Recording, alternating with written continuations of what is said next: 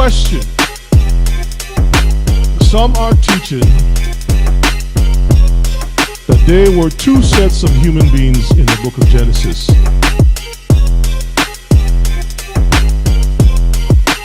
How many of you all have heard this before?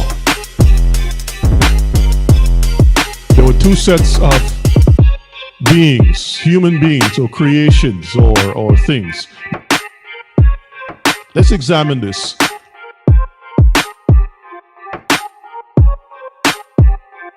As we go through this, people who believe that there were two sets, call them pre-Adamites. Pre-Adamites.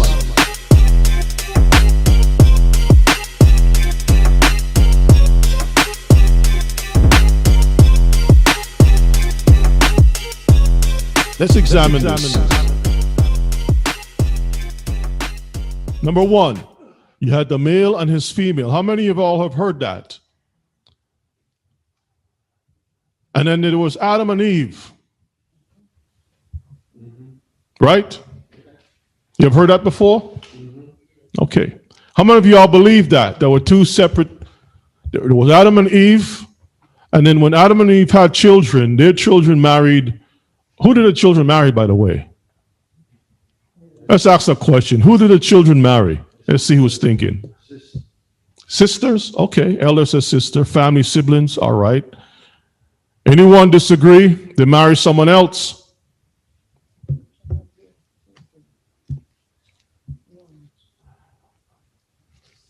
Okay. Anybody disagree? There's no disagreements?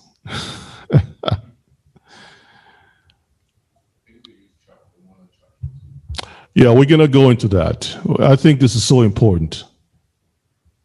All right. If that is true, then how do we address these issues? Let's take a look.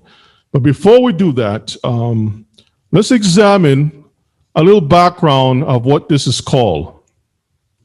Yeah, the book of Jubilee mentions that, sisters, and Joshua also speaks about that too.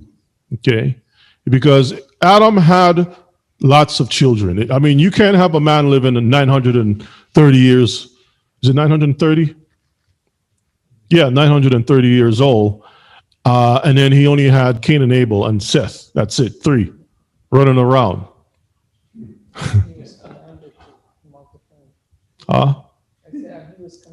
He was commanded to do what?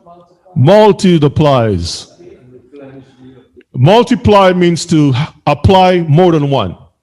Is that correct? You're applying more than one. Multi-apply. Right, Elder? Okay. But if you're not multi-applying, what are you doing? You what? I don't know. I'm not a mathematician or wizard, like they call it. Okay. All right, let's take a look at this. So let's look at the root. Let's follow the folly. Wikipedia talks about this as pre-Adamites. Read for me, please. The pre-Adamite hypothesis, or pre-Adamism,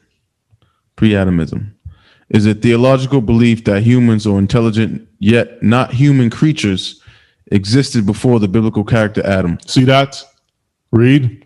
Pre-Adamism is therefore distinct from the conventional Abrahamic belief that Adam was the first human. You see, so Wikipedia is letting us know that those people who came out from Adam, the Hebrews, had a different understanding.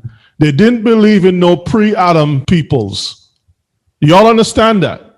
I mean, am I reading that correctly? Am I saying it correctly from what I'm looking at here, Mishpachah? Please correct me if I'm wrong. Is that what it's saying? Conventional, distinct from the conventional Abrahamic belief that Abraham was the first human. Read on. Advocates? Advocates of this hypothesis are known as pre-Adamites, along with the humans who they believe existed before Adam. All right, so let us, as we go through this, people who believe that there were two sets, call them pre-Adamites. And if they call themselves Hebrew Israelites, Hebrew pre-Adamite Israelites. I don't know. So some name along those lines, okay? Let's look at the Christian and pagan ideology, early development. Go ahead and read. The first known debate about human iniquity took place in 170 AD between a Christian, Theophilus of Antioch, and an Egyptian pagan. So Theophilus of Antioch is not Theophilus that you read in the book of Acts, okay, or the book of Luke, chapter 1. This is speaking about an Egyptian or Christian and an Egyptian pagan was having a discussion. Read on. Apollonius the Egyptian, probably Apollonius Diosclos, who argued that the world was 153,075 years old. Read. An early challenge to biblical atomism came from the Roman Emperor Julian the Apostate. Roman Emperor Julian also came up with a bunch of hocus pocus nonsense. Read. Who, upon his rejection of Christianity and his return to paganism, His return to what? paganism, Uh-huh. accepted the idea that many pairs of original people have been created, a belief term co-atomism or multiple atomism. So, Mishpachah, we can see that for a long time you got Christians and pagans coming up with this philosophy, and now we find today Hebrews continuing or bringing that cockroach egg into the Hebraic awakening. We can't have that. There's a reason why I do a lot of research. And I don't even do research as heavy as I used to before. Because to me, you reach to a certain point, and if you teach people and they don't get it, what's the sense? Well, one thing that you have to do, you have to hold that sword and shamar. You have to guard. Otherwise, people are going to come in and tear everything down. Okay, let's continue on. Let's look at Islam, because you know Islam is a daughter of Rome. And I've taught about this also. Okay, let us take a look and see. Read. In early Islam, a common belief held that mankind is actually the successor of other intelligent creatures such as jinn and hin. Medieval Muslim traditions referred to the jinn as pre-Adamites. See that? So they believe that this jinn were pre-Adamites, fallen angels. A jinn is supposed to be a genie or fallen angels. Okay, read. Depicted as human-like in various ways.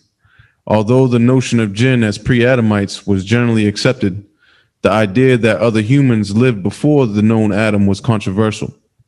From the mid-9th century onward, the idea appeared that God created several Adams. Oh, so God created several Adams. Read. Each of whom presides over an era lasting around 50,000 years. This concept was regarded as heretical, but was widely accepted by Ismailis and Sufis.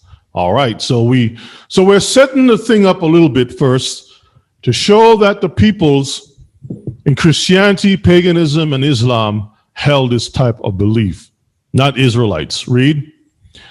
In 1860, Isabella Duncan wrote Pre-Adamite Man, or The Story of Our Old Planet and Its Inhabitants, told by scripture and science, a mixture of geology and scriptural interpretation. A mixture, read. The book was popular among a number of geologists because it mixed biblical events with science. Mixture, read. She suggested that pre-Adamites are angels today, or today's angels. She suggested that the pre-Adamites were angels. These are Gentiles trying to teach Mishpachah. So you have the non-Adamites, they're not from the seed of Adam, who they're saying were fallen angels. Now, to be honest with you, that makes more sense, right? Fallen angels before Adam, right? Read on. Since they were without sin, for sin did not enter the world until Adam disobeyed God. So now they're saying that sin did not enter the world until Adam disobeyed, but is that true? It's only true for Adam. But when the angels sinned against the Most High and they came to earth, sin entered with them. Isn't that true? Mm-hmm. Now, please correct me if I'm wrong. Yeah. Right? Yes. But when the Bible speaks about sin entered the world, and it mentions Adam, it's speaking about mankind in that light. It's not including the angels. Okay? Let's read on. There was no reason for them not to have been at least raptured into heaven, anticipating what would again occur with the second coming of Jesus Christ. So they're saying that these pre-Adamites, because they didn't have any sin, they're going to be able to be raptured up into heaven, anticipating that what would again occur with the second coming of Jesus Christ. So it's going to happen again. It's going to happen. That's what they're saying. Now, do you all understand how this connects with the rapture doctrine? Because these people are saying it's that the pre-Adamites are angels. And now they're making the connection that the angels are going to be raptured back up to heaven. Who was the one kicked out of heaven? Satan. So who's the one with the ideology of going back up to heaven? Who wants to set his throne above Elohim's throne? The devil. So this whole ideology of going up to heaven comes from Lucifer himself. That wasn't good enough. Now he came to the Garden of Eden. And whom did he seek out? Not the one with the power, the weaker vessel. The one behind the power? The one behind the power, the one behind the power. Brother Pincus, the one behind the power, the one behind the power.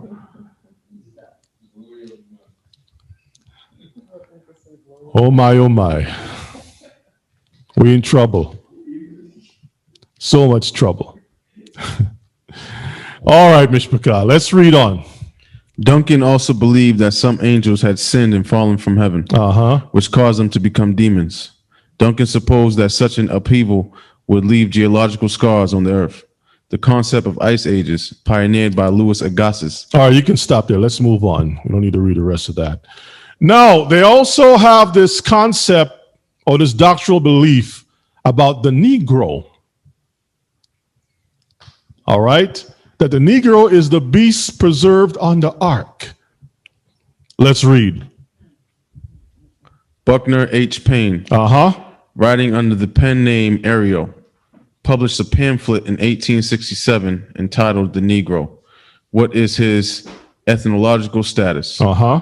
He insisted that all the sons of Noah had been white. He insisted that all the sons of Noah were whites. Read. This created a problem then regarding non-white races if the flood had been universal and the only survivors were white. Payne's solution was to suggest that the Negro is a pre-Adamitic beast of the field, specifically a higher order of monkey. So when he said that all people, Noah's sons were all white and Noah was white, the question is, well, how did black people show up, Negroes show up? So he said, okay, they were the pre-Adamic beasts of the field. So when the Most High told Noah to gather the beasts 2 by 2, guess what? The Negro was one of the beasts that were 2 by 2 coming into the ark. That's their belief. Go ahead and read. Which was preserved on Noah's ark. According to Payne, they were a separate species without immortal souls. So what he is saying, based on this understanding, that we or the Negroes were animals.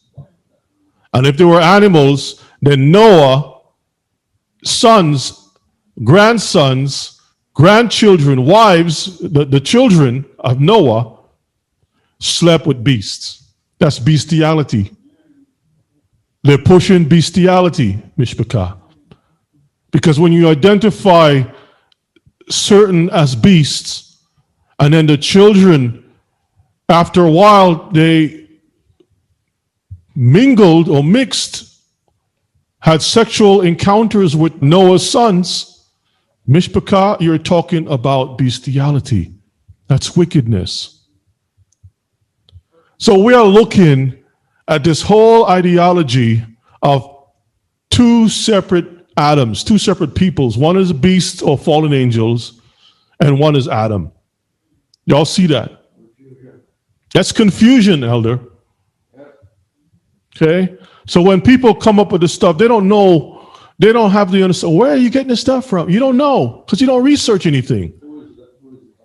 Now, the British Israelism, British Israelites is like Herbert W. Armstrong and many of these other groups who say that England and America are Ephraim and Manasseh and Judah and all kinds of crazy stuff. They put themselves into the picture as being Israel, the lost tribes of Israel. But Deuteronomy 28, Leviticus 26, and all the other things of the Bible doesn't fit them at all. You take one of these fair-skinned, light-skinned redheads and put them in any Egyptian sun for 2 hours and tell them you're going to make bricks without straw for just 2 hours. That's it. No suntan lotion. Just 2 hours and see what happens.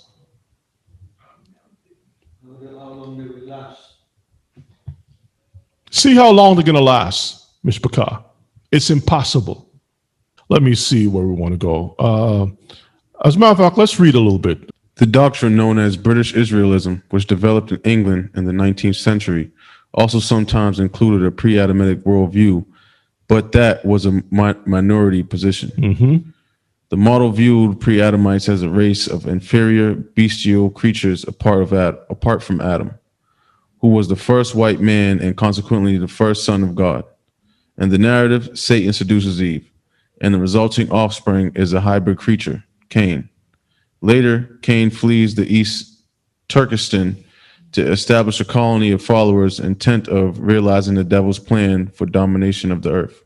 A further elaboration of this myth involved the identification of the Jews with the Canaanites, the putative descendants of Cain, but the eponymous ancestor of the Canaanites is not Cain, but Canaan. It followed that the tribes of Judah were supposed to have intermarried with Cain's descendants. The Jews were both the offspring of Satan and the descendants of sundry non-white pre-Adamic races. And it goes into the serpent seed movement. You've probably heard about that. A lot of Israelites are talking about serpent seed and this and that and the other. Mishpachah, if angelic beings were messing around with women, according to the book of Enoch and the book of Genesis and so forth, and the Most High sent a flood to wipe out certain things, do you think it's possible that the Most High didn't know that would the Most High allow things to slip onto the ark and start the same old thing all over again? Would he allow Noah, after the ark has settled, just right after that, to have this nonsense occur? Would he choose a man called Jacob and says, I'm going to bless you because I promised to bless you, and your father Isaac and your grandfather Abraham is blessed. And you're going to have 12 sons. One of them is going to be the lineage in which the Messiah is going to be established. It's called Judah. And that the Most High doesn't know what he's doing, that he's going to allow some serpent seed to be mixed into Judah, that now we have to start questioning, well, who is serpent from who's not serpent? This is madness. I hope you all understand what I'm saying. This is nonsense. So when people throw stuff hoping that it would stick, it doesn't. It's a bunch of nonsense. So let's look at this. Let's look at the problem that is occurring. The problem is that some are saying, well, Adam was formed but the other ones were made. So it's two separate things. Let's read Genesis chapter 1, verses 26 and 27. And Elohim said, Uh-huh. let us make man in our image, after our likeness, Mm-hmm. and let them have dominion over the fish of the sea, and over the fowl of the air, and over the cattle, and over all the earth, and over every creeping thing that creepeth upon the earth. So Elohim created man in his own image. The image of Elohim created he him. Male and female created he them. Now, this is before the term or the word Adam is mentioned. So in the minds of that person, they're believing that this is another human or humanoid or something that is of some kind of a human being. Okay, this is not Adam. This is another creation. Genesis 2 and 4, and this is where they're basing it on. Genesis 2 and 4. Let's read verses 7. And Yahuwah Elohim formed man of the dust of the ground, and breathed into his nostrils the breath of life, and man became a living soul. So please ignore where it says 4. So the Most High formed man of the dust of the ground and breathed into his nostrils the breath of life, and man became a living soul. So when they read this, they said these are two different things. Verses 8, read. And Yahuwah Elohim planted a garden eastward in Eden. And there he put the man whom he had formed. Wait a minute.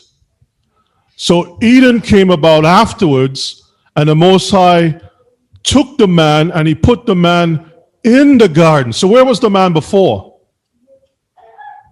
Where was he before? Verses 15.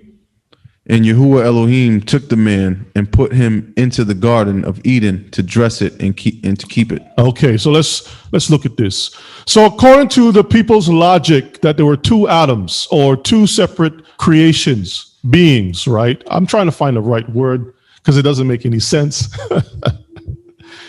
So those who believe that Adam, there were people made before Adam, according to their logic,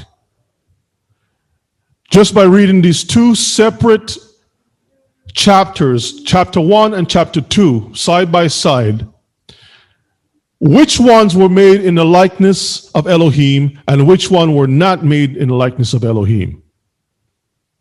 If the ones before Adam were the beasts or some other creation, who would be the ones in the image of Elohim?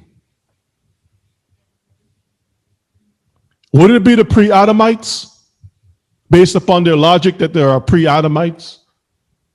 Because the Bible says, let us make man in our image after our likeness. Genesis 1 and 26. So if that be the case, if there are two separate beings, that means that the ones that are the pre-Adamites are not beasts. Otherwise, you are saying that the Most High made a beast like himself. And if you're saying that these pre-Adamites were Negroes, then guess what? The Most High is also a Negro like the pre-Adamites. If you're saying that these are beasts, non-intelligent creatures, then you're saying that the Most High is not intelligent either. Because it says that he is creating them in his own image. But then you say that Adam was formed, but does it say the one that is formed in this particular reading here, does it say that he's in the likeness of Elohim?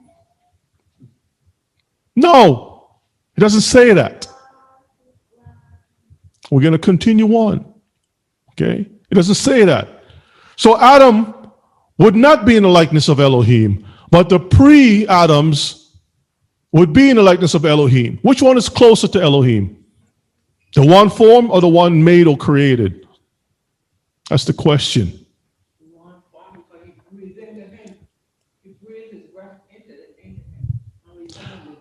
So the one that he made in his image and the one that he breathed into is two different people.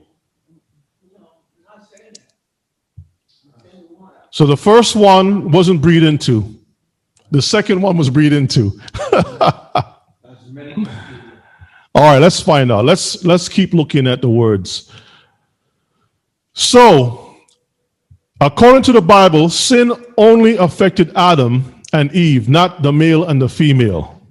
Question: who was given the commandment not to eat the fruit? The ones in Genesis chapter 1 or the ones in Genesis chapter 2? Let's read Romans 13 to 14. For until the law, sin was in the world, but sin is not imputed when there is no law. So there's no law, so there's no sin. When you have a law and you transgress the law, instantly sin occurs, right? Who did the Most High said, based upon the logic of two creations or two separate beings, who was given, you shall not eat of the fruit of the tree of this in the garden? Right? Who was given that? The pre-Adamites or the Adamites? Mishpachah? Because that means to say that the pre-Adamites did not sin. Only one set of creation sinned. Verses 14, let's read. Nevertheless, death reigned from Adam to Moses, even over them that had not sinned, after the similitude of Adam's transgression, who is the figure of him that was to come. So everybody that came from Adam lineage was subject to sin. It reigned from Adam to Moses, so I guess it stopped with Moses? No. The law not to eat the fruit cannot be applied to the male and female, but only to Adam and those who came out from him. You see the little sticky note there? The post-it note? Because we need to see that thing. All you have to do is ask the right questions. Let's move on. Question: if Adam was a son of God, then where do the male and female beings fit in? If Adam is a son of God, Luke 3 and 38, let's read. Which was the son of Enos, which was the son of Seth, which was the son of Adam, which was the son of Elohim. You see, Adam is the son of God. But the male and female in Genesis chapter 1, they're not the son of God, according to the logic of those people who believe that. So I have to ask this question. Which one did you all come from? Did you all come from Adam, or did you all come from the male and female? Huh? I mean, we need to find out. Because people are making a frenzy, a fuss, saying there were two creations, but yet the Most High spoke to Adam and gave him, put him in the garden and fixed him up and give him a whole package deal and everything else. But he didn't do that with Genesis chapter 1 with the male and female. So which one are you? Which one did you come from? Does anyone know? So we're in trouble. You're not in trouble, Elder? Okay. Everybody wants to be the son of God, right? 1 Corinthians 15 and 22. Let's read. For as in Adam all die, even so in Hamashiach shall all be made alive. All right, let's read 45. And so it is written, the first man Adam was made a living soul. The last Adam was made a quickening spirit. So Adam was made a living soul. The male and female were not living souls. They were just like animals. The sixth day, right? On the sixth day, he made what? The beasts. Is that correct? Behemoth. On the fifth day, he made what? The fish and the birds. The fourth day, he turned the lights on. The third day, he had the grass growing on the trees and whatnot, right? So I guess the pre-Adamites were the beasts of the field, right? And everybody else were made a quickening spirit. So which one are you? This is the kind of nonsense. Let's move on. So if mankind in Genesis 2 is to be understood as other beings formed, then one must also conclude that there were two separate generations of things created, plants and whatnot. Because Genesis 2 and 4 says, go ahead and read. These are the generations of the heavens and of the earth when they were created. And then it goes into the little history. It says, these are the generations of the heavens and of the earth, the things of the heavens and of the earth. When they were created, when they were created. This is verses 4. As you continue on, it gives you an account of what was or were created, Mishpachah. I mean, listen, I'm not a professor of education or whatever the case may be, but I think I have enough common sense to know something when I see it, when I read it. Otherwise, Hima, you need to put me in a corner and beat me with some rods because I didn't learn so well in school. Elder? Okay. All right, let's take a look. See, the Bible already answered it if the people would simply slow down and read the book. Genesis 1, 26 to 27. Read. And Elohim said, let us make man in our image, after our likeness. So Elohim created man in his own image. The image of Elohim created he him. Male and female created he them. Genesis 5 and 1, where it mentions Adam. Let's see what it says. This is the book of the generations of Adam. In the day that Elohim created man, in the likeness of Elohim made he him. You see the same word, likeness? So in chapter 5, it tells us this is the only place, correct me if I'm wrong, this is the only place outside of Genesis 1 that connects and it uses the same terminology, our likeness. Our likeness, in the likeness of Elohim, made he him. Continue on, verses 2. Male and female created he them. Notice the word created, because the knuckleheads would say, oh, Genesis 2, he formed. And that means something different from created and make or made. Two different things. Brother Pincus, please help. Please help. Help, Brother Pincus. Grab the microphone, Brother Pincus. Help me out. If an artist creates something, they're using stuff from the outsource in order to create their picture or whatever it is, whatever medium they use. If you form something, you're doing the same thing, whether you do it on paper or you're sculpting or whatever it may be. You're creating, you're forming, it's the same thing. It's just words, uses of words, basically. It's like spelling or grammar or wizardry or whatever you want to call it. Wizardry, I like that. Yes, Ima.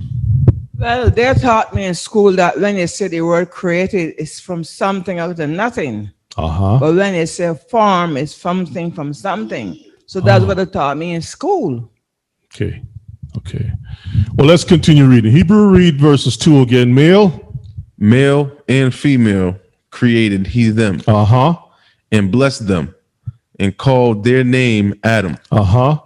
In the day when they were created. So that same day that they were created, the same Adam, there's not two Adams mentioned here. There's Adam in chapter 5, in chapter 2. Adam is the same one in chapter 1. He created, and then what did he do? He took the man and placed him into. Is that correct? Into the garden. Into. So where was the man before? Outside. Mishpachah. It's the same creation, one. Now Shaul says, can you find it for me? One blood. We all came from one blood. One blood. See if y'all can find that. If a Hebrew can find it, just post it in the chat and I'll pull it up real quick. One blood. One blood. Everyone came from Adam. Everyone came from Adam. I don't know where people are getting this stuff from. What's that? Acts 17. Okay. Yes, I think that's the one. And also Second Ezra. That's correct. Acts 17. And what verse? 26. Okay. Acts 17 and 26. Can you read for me? And hath made of one blood all nations of men for to dwell on all the face of the earth. And have determined the times before appointed and the bounds of their habitation. And set boundaries, determined the times before appointed, before anything happened. Everything was set up, Mishpachah. Deuteronomy chapter 30, I think it is. The Most High set boundaries. And let's look at Second Ezra. We have to be able to apply some wisdom that we can get understanding, Mishpachah. Okay, 54 is where we want to go. Let's start at 53. Second Ezra 6 and 53, also 54.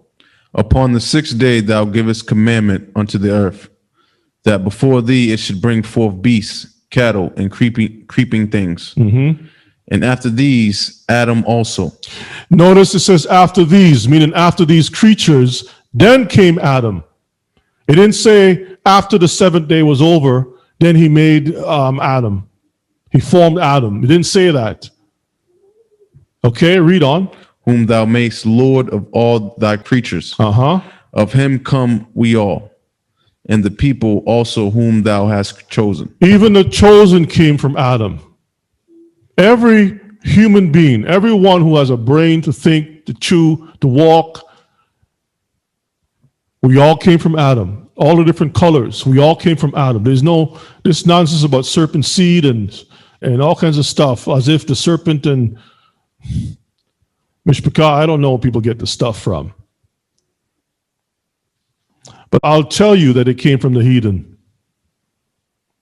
Old soup warmed up again. Okay. Second Ezra chapter 6, 53 to 54. Okay.